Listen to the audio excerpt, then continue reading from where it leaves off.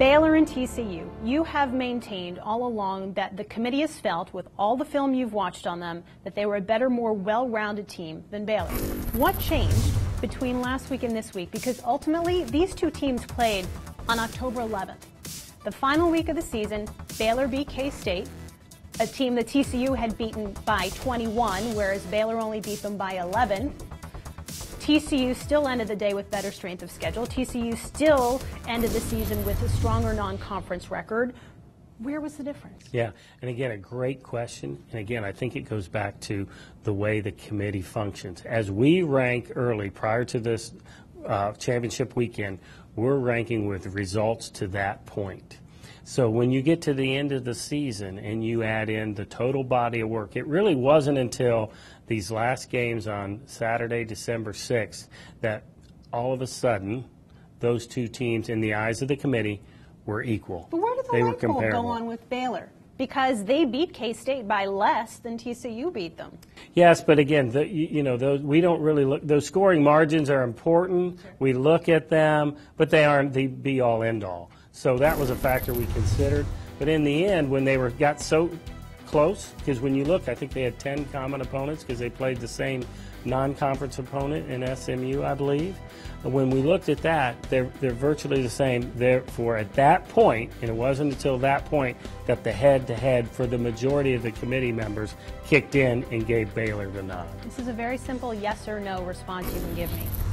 Did the committee weigh co-champions as much as they weighed conference champions? Well, we were, it's difficult to answer, yes or no. I just want one word.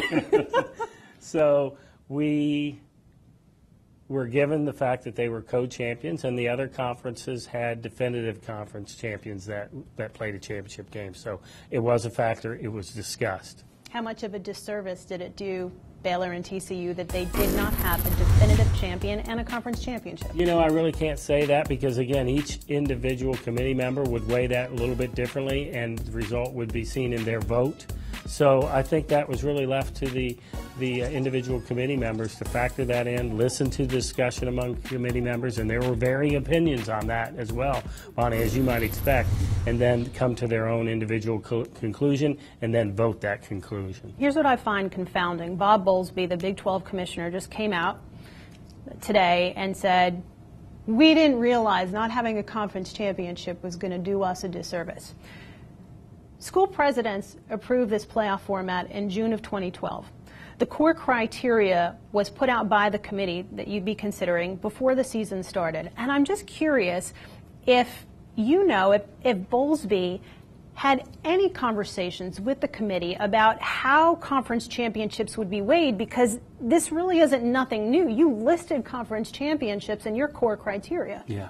Well, and remember, first of all, I have great respect for Bob, and he's a tremendous commissioner, and I understand, you know, his views and feelings and how disappointing it is to have a team not in the four. So I understand and respect that. But, you know, the committee gets our marching orders and our criteria from the management committee.